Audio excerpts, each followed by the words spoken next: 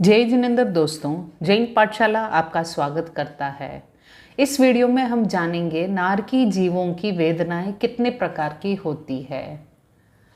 नरक गति, सातों नरकों में सब मिलाकर 49 प्रस्तर, 42 अंतर और 84 लाख नरकावास है।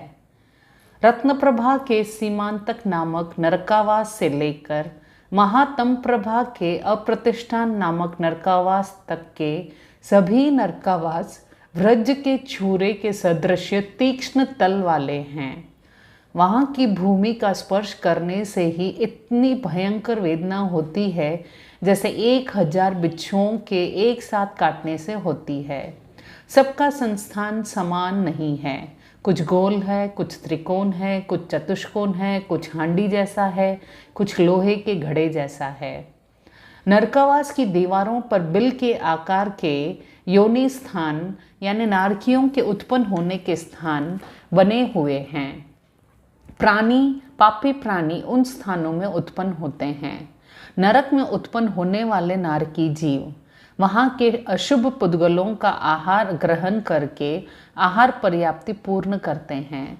ग्रहण किए हुए पुद्गलों को विक्रिय शरीर के रूप में परिणत करते हैं, तब शरीर पर्याप्ति पूर्ण होती है। शरीर से इंद्रिय के आकार बनने पर इंद्रिय पर्याप्ति पूर्ण होती है। फिर इंद्रियों से वायु को ग्रहण करते हैं और छोड़ते हैं, तब श्वासोच्छ्वास पर्याप्ति पूर्ण होती है। फिर मन और भाषा पर्याप्ति पूर्ण होती है। इसके पश्चात बिल के नीचे रही हुई कुंभी के नीचे सिर और ऊपर पैर करके गिरते हैं। कुंभियाँ 4 प्रकार की कही गई है। ऊंट की गर्दन की तरह टेढ़ी मेढ़ी, घी की कुप्पी के जैसी जिसका मुख संखड़ा और अधोभाग चौड़ा है, डिब्बे जैसी ऊपर नीचे समान परिमाण वाली और अफीम के डोड़े जैसा पेट चौड़ा और मुख संकड़ा।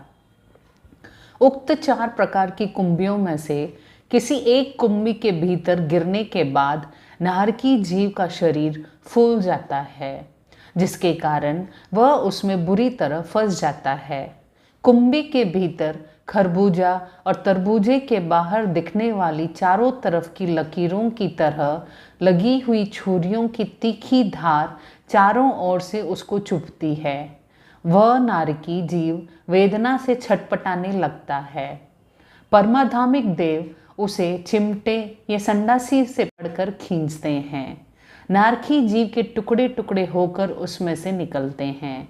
इससे नारकी जीव को घोर वेदना होती है, मगर वह मरता नहीं है। पारे की तरह वे टुकड़े फिर जुड़ जाते हैं और शरीर पूर्वतर हो जाता है। नारकी जीवों की अनप्रवर्तनीय आयु होने के कारण वे स्थिति पूर्ण होने से पहले नहीं मर सकते। अब तक हमने देखा कि नारकी के जीव कैसे और कहाँ पैदा होते हैं, किस तरह से पैदा होते हैं, और उनके साथ अब हम देखेंगे कि क्या क्या वेदनाएं होती है। नरक के जीवों को प्रधान रूप से 3 प्रकार की वेदनाएं होती है। क्षेत्रकृत वेदना, परस्परोदित वेदना, असुरोदित वेदना। क्षेत्रकृत वेदना, नरक भूमि में क्षेत्र स्वभाव से सर्दी गर्मी का भयंकर दुख है। भूख प्यास का दुख अति तीव्र है। भूख इतनी सताती है कि अग्नि की भांति सर्वभक्षण से भी शांत नहीं होती है।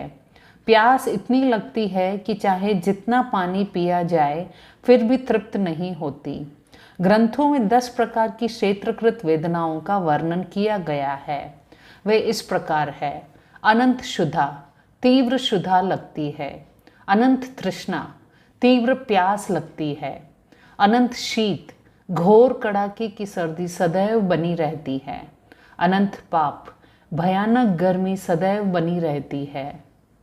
अनंत महाज्वर, सदैव महाज्वर बना रहता है और दुस्सह जलन होती रहती है। अनंत खुजली, सदैव खुजली चलती रहती है। अनंत रोग, भयंकर रोगों से पीड़ित रहते हैं। अनंत अनाश्रय, कोई सहारा नहीं होता है। अनंत शोक, चिंता और शोक में सदैव डूबे रहते हैं।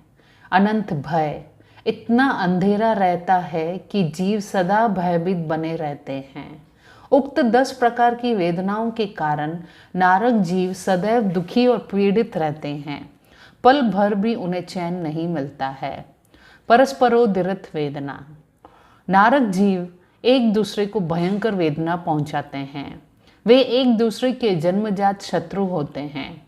जैसे कौवे और उल्लू में या सांप और नेवले में जन्मजात वैर होता है, वैसे ही नारकीय जीवों में एक दूसरे के प्रति जन्मजात वैर होता है। इस कारण वे आपस में लड़ते हैं, मारपीट करते हैं, काटते हैं और नानाविध परिताप पहुंचाते हैं। जैसे नए कुत्ते को देखकर दूसरे कुत्ते उस पर टूट पड़ते हैं और उसे नाना प्रकार से पीड़ित करते हैं रहते हैं। परस्पर प्रहार और आघात प्रत्याघात का सिलसिला निरंतर चलता रहता है। ये वेदनाएं प्रारंभ की 5 नारकियों में होती है। छठे और 7वें नरक की नारकी गोबर के कीड़े के समान व्रजमय मुख वाले कुंथुए के रूप में बनाकर आपस में एक दूसरे के शरीर के आर पार निकल जाते हैं। सारे शरीर में जलन के समान छेद करके महान भयंकर वेदना पहुंचाते हैं। वे जीव प्रतिक्षण इसी प्रकार की घोर अति घोर वेदनाएं एक दूसरे को पहुंचाते रहते हैं। इसलिए नारकी जीवों को परस्परोदिरत वेदना का भयंकर कष्ट भोगना पड़ता है। किसी किसी जीव को नारकीय वेदना को भोगते भोगते भी सम्यक उत्पन्न हो जाता है। ऐसे सम्यक दृष्टि नारकी जीव उन दुखों को अपने पूर्वकृत कर्म का फल जानकर संभाव से सहन करते रहते हैं। वे दूसरों को दुख या वेदना नहीं पहुंचाते, किंतु मिथ्या दृष्टि नारकी जीव एक दूसरे को वेदना पहुंचाते रहते हैं। नारकी जीव अपने बचाव के लिए प्रयत्न करते हैं, किंतु उनका वह प्रयत्न उनके लिए अधिक दुख का कारण बन जाता है। उसकी वैक्रिय उनके अनुकूल न होकर प्रतिकूल ही होती जाती है। असुरोदिरत वेदना। असुर कुमार देवों की एक जाति है जो परमाधार्मिक कही जाती है। ये परमाधार्मिक असुर 15 प्रकार के होते हैं। इनका स्वभाव अत्यंत क्रूर, निर्दय और कौतूहल होता है। दूसरों को सताने में, पीड़ा पहुंचाने में इन्हें बड़ा मजा आता है।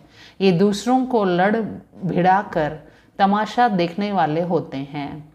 ये परमाधार्मिक असुर नारकी जीवों को भयंकर दुख देते हैं। ये नारकी जीवों को आपस में लड़ाते हैं और उन्हें लड़ाते भिड़ाते देखकर बहुत आनंद का अनुभव करते हैं। यद्यपि ये परमाधार्मिक असुर एक प्रकार के देव हैं, इन्हें और भी अन्य प्रकार के सुख साधन प्राप्त हैं, तथापि पूर्वकृत तीव्र दोष के कारण इन्हें दूसरों को सताने में ही अधिक प्रसन्नता होती है। रत्न प्रभा, शर्क प्रभा, बालुका प्रभा, इन 3 नरक भूमियों में ही परमाधार्मिक असुर कृत वेदनाएं होती है। आगे की 4 नरक भूमि में असुरोदिरत वेदना नहीं होती। हाँ, क्षेत्रकृत और परस्परोदिरत वेदनाएं ही भयंकर रूप में होती है। परमाधार्मिक असुरों की 15 जातियां हैं, जिनके नाम और काम इस प्रकार है। अम्ब असुर नारकी जीवों को आकाश में उछालकर एकदम नीचे पटक देते हैं। अम्बरीश नारकी जीवों को छुरी आदि से छोटे छोटे टुकड़े करके भांड में पकाने के योग्य बनाते हैं। श्याम जैसे सिपाही चोर को मारते पीटते हैं, उसी तरह ये नारकी जीव को लात, घूंसों और चाबुक आदि से बुरी तरह मारते पीटते हैं तथा कष्टकारी स्थानों में ले जाकर पटक देते हैं। शबल जैसे सिंह, बिल्ली तथा कुत्ते अपने भक्षण को पकड़ कर उसे चीर फाड़ कर मांस निकालता है, उसी प्रकार से परमाधार्मिक असुर नारकी जीव के शरीर को चीर फाड़ कर मांस बाहर निकालते हैं। रुद्र बलि के लिए आए हुए बकरे को भोपे त्रिशूल से छेदते हैं और शूलों से बींधते हैं। उसी प्रकार ये असुर नारक जीवों को छेदते भेदते हैं। महारुद्र जैसे कसाई मांस के खंड खंड करता है, उसी प्रकार इस जाति के असुर नारक जीवों के शरीर को खंड खंड करते हैं। काल जैसे हलवाई गरम तेल की कढ़ाई में पुड़ी या भुजिया तलता है, उसी प्रकार ये परमाधार्मिक असुर नारक जीवों का मांस काट काट कर और तेल में तलकर उसी को खिलाते हैं। महाकाल जैसे गिद्दी आदि पक्षी मुर्दे कलेवर का मांस नोच नोच कर खाते हैं, वैसे ही ये असुर नारक जीव का मांस चिमटे से नोच नोच कर उसे ही खिलाते हैं। असीपत्र, जैसे योद्धा संग्राम में तलवार से शत्रु का संहार करता है, उसी प्रकार ये असुर तलवार से नारकियों के शरीर के तिल के बराबर छोटे छोटे खंड करते हैं। धनुष, जैसे शिकारी कान तक धनुष को खींचकर बाण से पशु के शरीर को बेंधता है, वैसे ये असुर बाणों से नारक जीवों के शरीर को बेंधते हैं। कुंभ, जैसे गृहस्थ नींबू को चीर कर उसमें नमक मिर्च आदि मसाला भर कर हांडी में अचार डालता है, वैसे ही असुर नारक जीवों के शरीर को चीर कर उसमें मसाला भरकर कुंभी में पकाते हैं। बालूका, जैसे भड़भुंजा गरम रेत की कढ़ाई में चना आदि धान्य को भूंजते हैं, उसी प्रकार ये परमाधामिक असुर नारक जीवों को गरम तेल में भूंजते हैं। वैतरणी, जैसे धोबी वस्त्र को धोता है, पछाड़ता है, निचोड़ता है, उसी प्रकार ये परमाधामिक असुर वैतरणी नदी की शिला पर नारकियों को पछड़ाता है।